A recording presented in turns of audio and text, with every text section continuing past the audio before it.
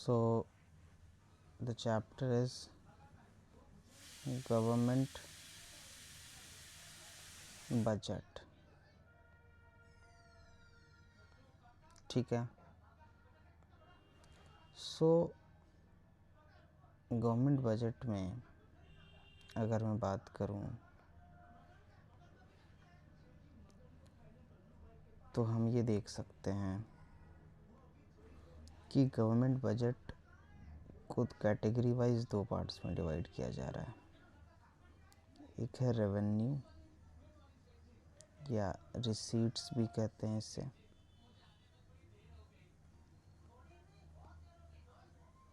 ठीक है, और एक को कहते हैं हम एक्सपेंडिचर. अगर रिसीट्स की बात करें तो इसके दो हैं. एक है आपका रेवेन्यू रिसीट और एक है आपका रेवेन्यू एक्सपेंडिचर. ठीक है. एक्सपेंडिचर की अगर हम बात करें तो एक है आपका रेवेन्यू एक्सपेंडिचर और एक है आपका कैपिटल एक्सपेंडिचर. रेवेन्यू एक्सपेंडिचर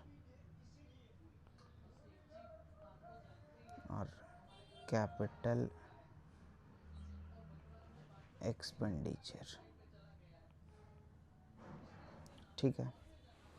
अगर रेवेन्यू एक्सपेंडिचर की मैं बात करूं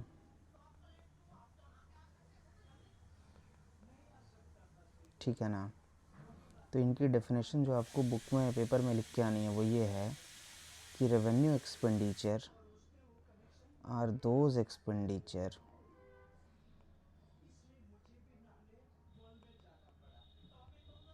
which neither result into increase of assets nor result into decrease of liability. Basically revenue expenditure वो एक्सपेंडिचर है जिसको जब आप खर्च करोगे तो ना तो आपका कोई एसेट इंक्रीज़ होगा और ना ही आपकी कोई लायबिलिटी डिक्रीज़ होगी. ठीक है, एक बात तो ये हो गई. अब इसमें आप ये समझिए कि अगर आप एक्सपेंडिचर करते हैं, जैसे मान लीजिए आपने 5,000 रुपये खर्च कर दिए. ठीक है, ये स्पेंट है, ये अमाउंट आपने स्पेंड कर दिया. तो आप मान लीजिए 5,000 रुपये में कुछ ले कर के आए. से फॉर एग्ज़ाम्पल आप एक टेबल ले कर के आए. तो टेबल क्या है, आपकी फैमिली के लिए या आपके लिए एसेट है, एक संपत्ति है. ठीक है, एक संपत्ति है.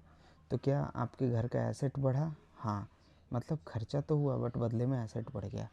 बट वहीं पे अगर आप देखोगे, आप 100 रुपये खर्च किए आपने और 100 रुपये के आप गोलगप्पे खा के आ गए. गोलगप्पे समझते हो,